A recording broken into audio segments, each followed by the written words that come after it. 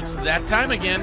If you're a real estate agent and you're looking to finally build a business that creates consistent cash flow, but you're concerned about all the market disruptions, relax. You found your safe haven to learn the secret to success. List, you last. Welcome to this week's podcast.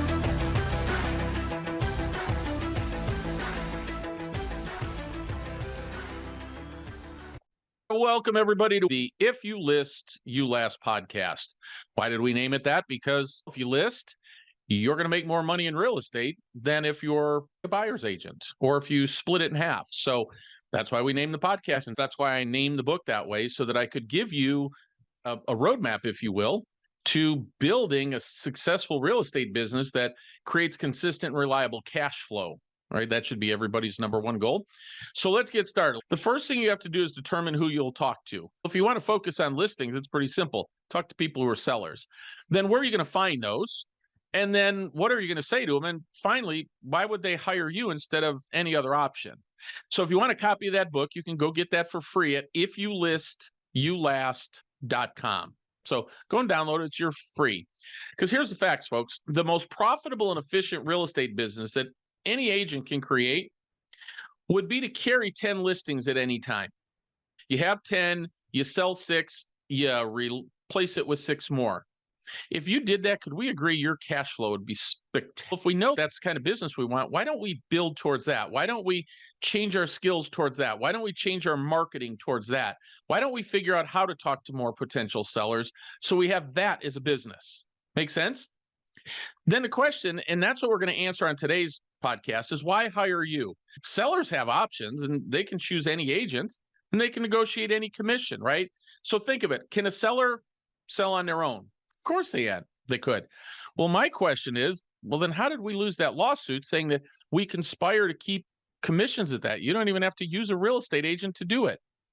You could hire a traditional agent. You could hire a mega agent, right? Every market has them. They're on the billboards, TV, you name it. You could hire a discount agent. Here's another fact. I don't know how the attorneys missed this, but just Google discount real estate agents in whatever city you're in. You'll see there are thousands or millions of results. Or you could accept a cash offer. So sellers have all these options available to them. But if you don't have those options or you don't have a better way to answer it, can we agree your likelihood of getting hired is much lower?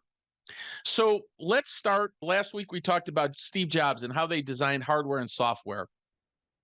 They started with the consumer in mind and then built what the consumer wanted. So when you sell a property or you list a property, what do they really want? They want the highest net price, right? And they want it done quickly, and they want it with a minimum of hassles and headaches. The dilemma is, how do you eliminate hassles and headaches? Because the minute you put an MLS and you involve other agents, you got hassles and headaches. And then how can you guarantee that it'll happen fast, even if it's not that great of a market? Or that you can get the highest net price? What's the process? What's your presentation sound like to help sellers get what they want? See, what most agents do, they go into a listing presentation, they tell them how wonderful they are and how many houses they've listed, how many houses they've sold, how long they've been in there, all this about their company. And all the seller wants to know is, how are you going to get me the highest price fast and don't give me a lot of headaches and hassles? So we built a system like that.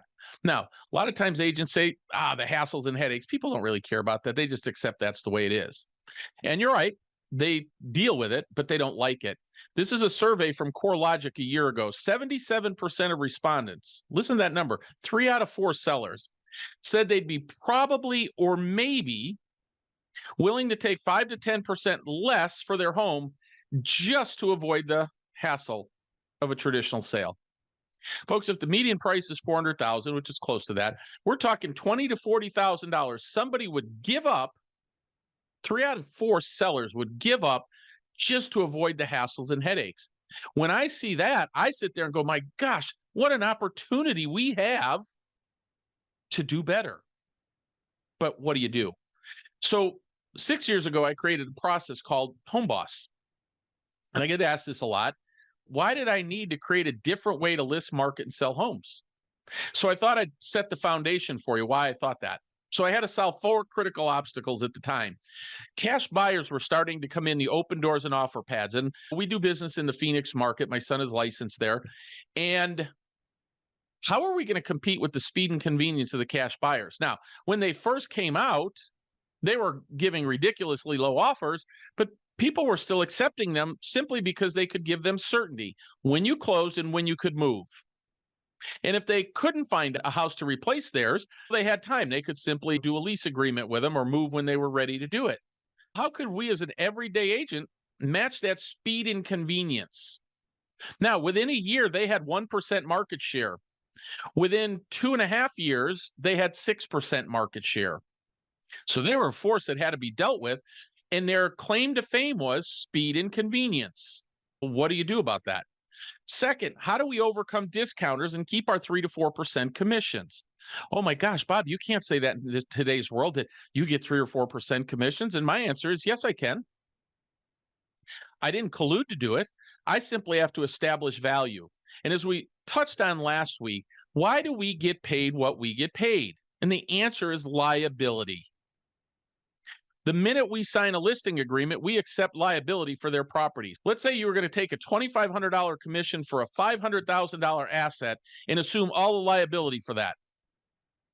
And you go, what liability? So let me give you an example. This is one from one of my agents. He was extremely distraught. A relative hired another agent to help them buy a house. So he wasn't getting that deal, and he was pretty ticked off about it. But a month after these people moved into the house, he gets a call and says, hey, my floor in my kitchen is really like spongy. It almost feels like we're going to fall through. What should I do? And his answer was, call your real estate agent. How did he miss it? It ended up when they pulled up the floor that there was 8 inches of water in their crawl space. And it was literally deteriorating the subfloor from the bottom. And you may go, did they have a home inspection? That's a logical question. They said yes. But how many guys have ever read your home inspector's paperwork where they basically say they have no liability for nothing? None. I don't take any liability. Whatever I say doesn't matter. He missed it. Can you sue the home inspector? Maybe. It'd be a pretty big miss, right? But instead, what the buyer did is he sued the listing agent and the buyer's agent for not catching it. And we can argue about should the agents have reasonably been able to determine that was an issue. And at least from what I understand, I have no knowledge of the house or anything else. It was rampant all through the kitchen. So when you walk through the kitchen, you should have been able to feel that.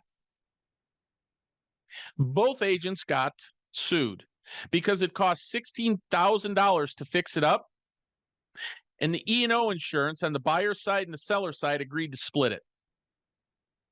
That's why we get paid what we get paid.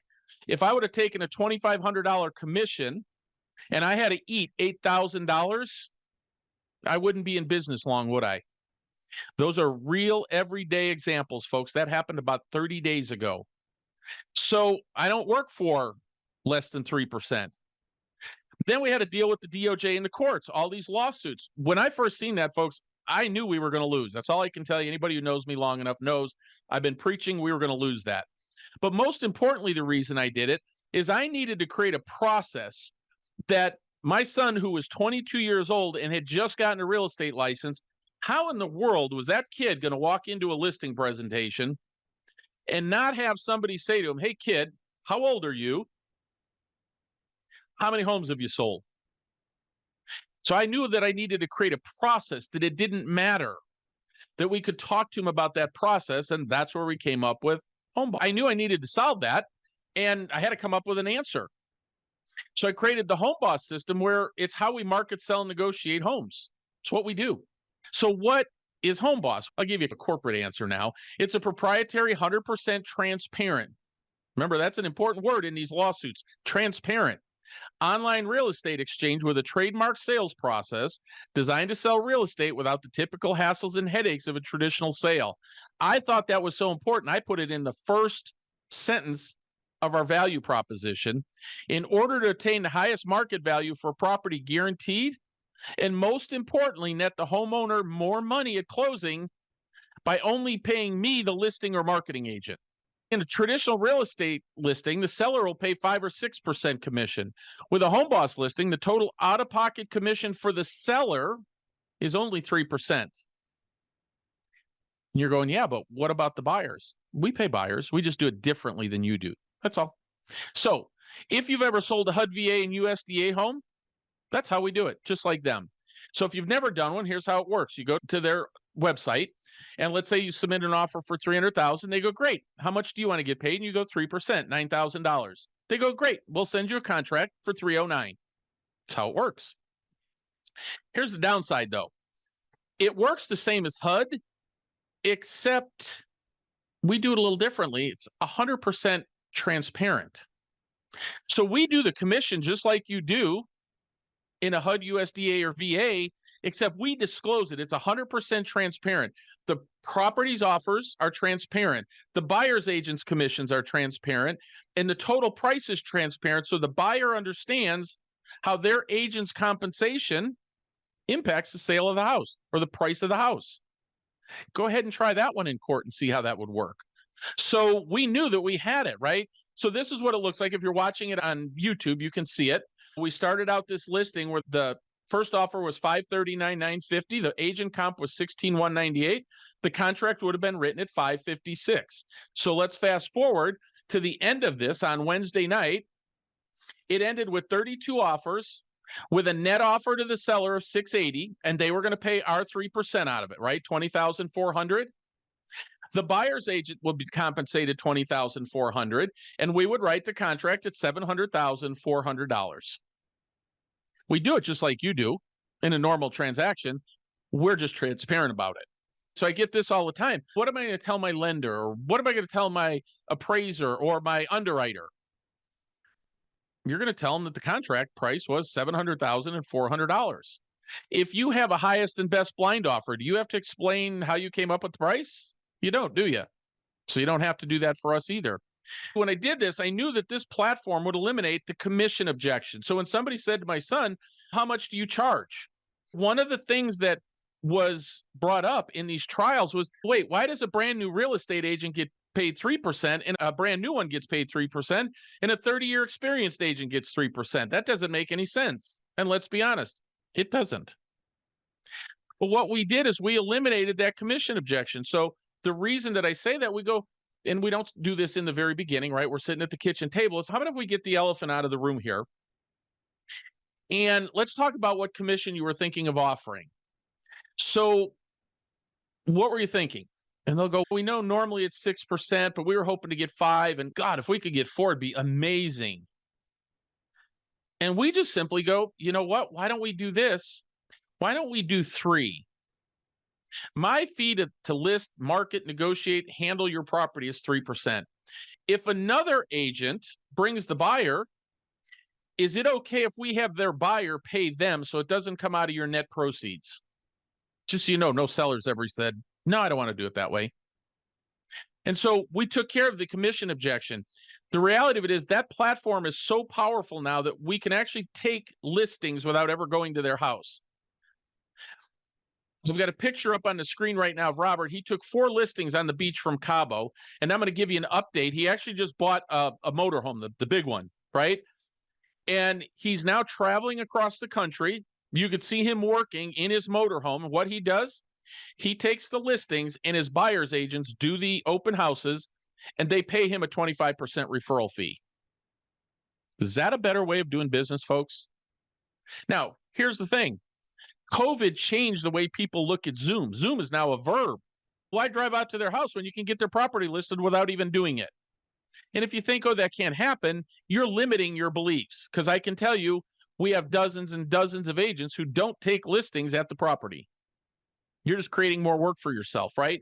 So what's the process look like? We price the house below market value. We market it for 10 days. We do a 2-day open house. We do not put a lockbox on the property. Sorry, agents, you're not getting in. I don't care what you think. I don't care if you turn us into MLS. You're not getting in.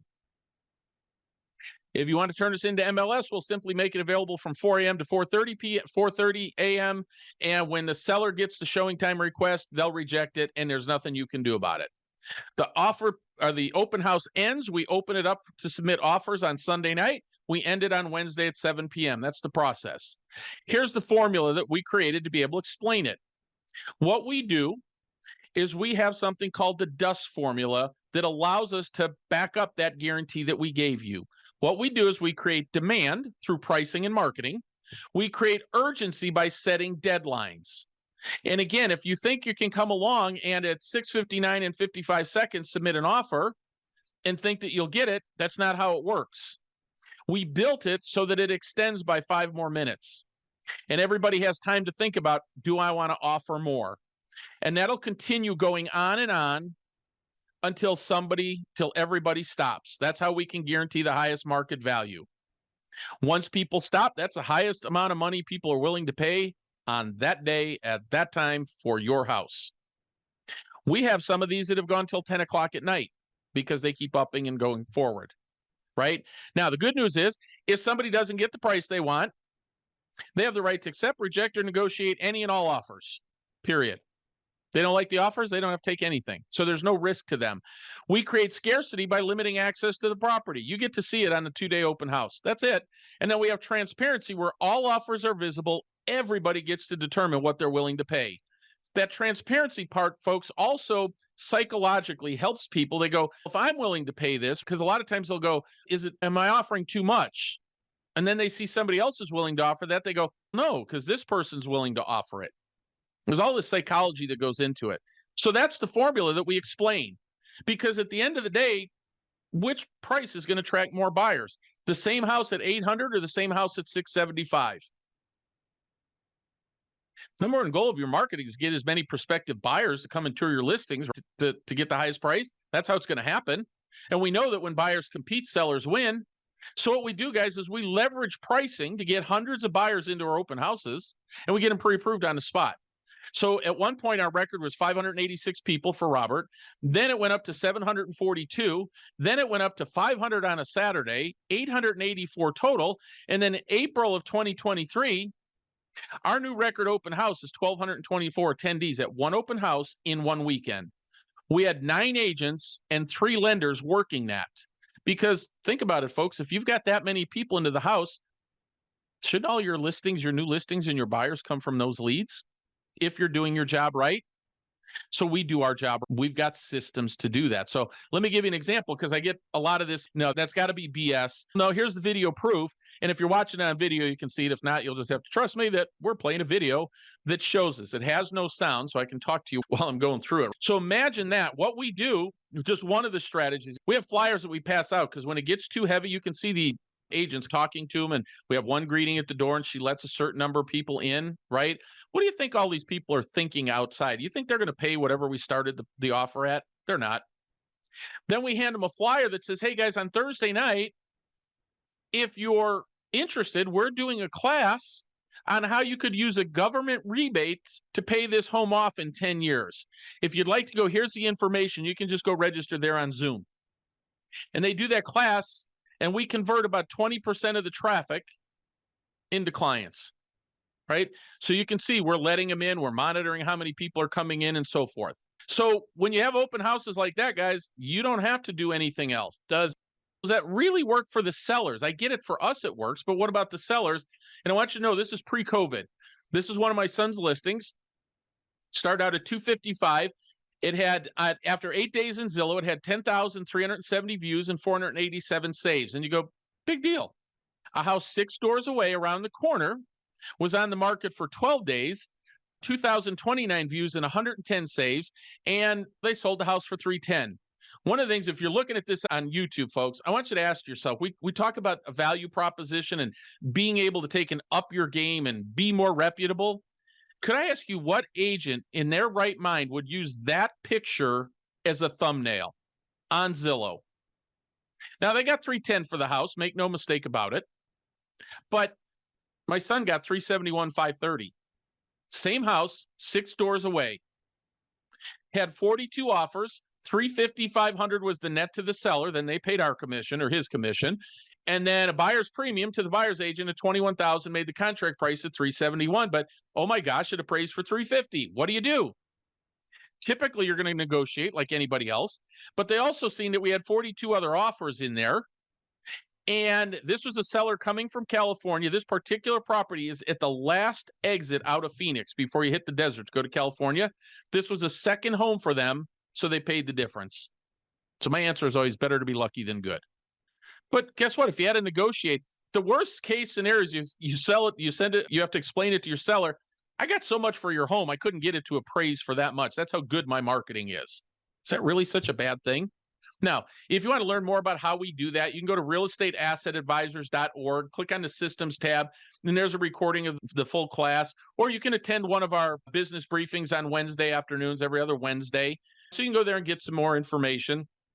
If you want to schedule a call with me, again, go to brainstormwithbob.com, and I'm happy to walk you through some different directions to start to look at and how you could build your business differently by focusing on the value you bring to the client, not on you. They don't care about us. Let's be honest. The purpose of my podcast and the reason I started doing this is to create content because, guys, we have to help every agent elevate their game right now. It's not just about us, right? We're under attack as an industry. So one of the things I want to do is help raise that for people. If you like the way I list homes and you want to talk about how we could work together, great. If you want to do a different way on your own, great. It's your call. All I know is that you got to start doing things differently, and you got to start focusing on the value you provide to the client. Make sense?